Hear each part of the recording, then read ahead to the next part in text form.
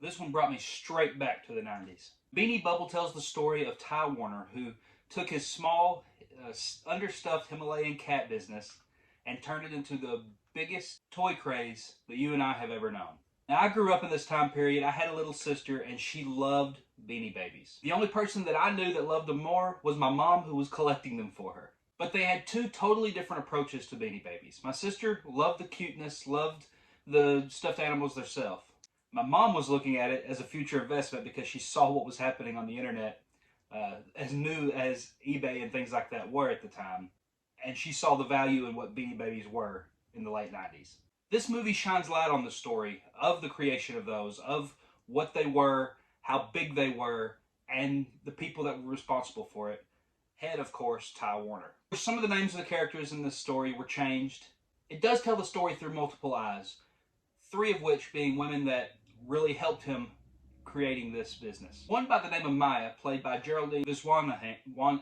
I cannot pronounce these names. Viswanathan. Maybe I got that right. She was the young tech-savvy person who really helped him to get his product online and to show him what the internet world could do for his business. Elizabeth Banks played a character named Robbie. She started this business with Ty, and after time, he eventually kind of tried to push her out and take credit for himself.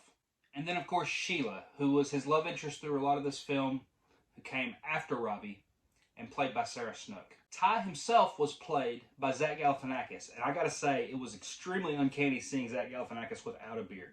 In fact, it was uncanny seeing Zach play a character where he wasn't funny. He was a serious character, a business mongol, and the very definition of a person who used people around him to build his own success. Each one of these actors put in incredible performances. That is definitely not one of the negatives I can take away from this movie, because each one of them really put their heart and soul into this, and you could tell watching this movie that they cared about the project they were making. The standout of those being Sarah Snook for me, playing Sheila. She had the best character arc, I think, in the entire movie, and it really pays off in the end. But what about the movie itself? Did I enjoy this movie? Do I recommend this movie? Do I think this is a good movie? And I know I'm a little behind getting this review out. I was a little late to watching this movie. And so there's been a lot of these type of movies here recently. We had Air about the Air Jordans. We had Flamin' Hot about the Flamin' Hot Cheetos. We had Tetris, talking about how Tetris got started with the Game Boy. How does this movie stand up to some of those that I honestly thought were some of the best movies we've had this year? Honestly, it doesn't. It's not a bad movie. Again, the performances were great. However, I didn't find myself as involved in this. I actually had to sit down 3 times to finish this movie. I couldn't finish it in one sitting. I just kept getting taken out of it for one reason or another. And I think, usually I would say no fault of the movie, but this time I think it was. I just wasn't as engaged and interested in this movie as I feel like I should have been for something that I thought performances were being given to me in a great way. It's an interesting story. I'm glad I watched it.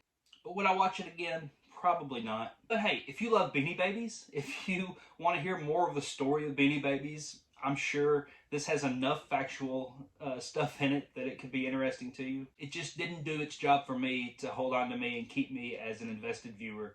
And for that reason, I'm going to have to give the Beanie Bubble a thumbs down. I'm sorry, guys. But hey, maybe you had a better experience than I did with it. That's perfectly fine. I love it if you did. I hope you did. All movies should be enjoyed. There's a lot of work goes into this. So I'm really glad if you were able to enjoy this movie more than I was. If you've not seen it yet, it is streaming over on Apple TV+. So if you want to check that out, that's where you can watch it. That's it for today. Make sure you like and subscribe. Get more videos like this, more great reviews, news, and all kinds of content here on Movie Time Minute. And we'll see you guys next time.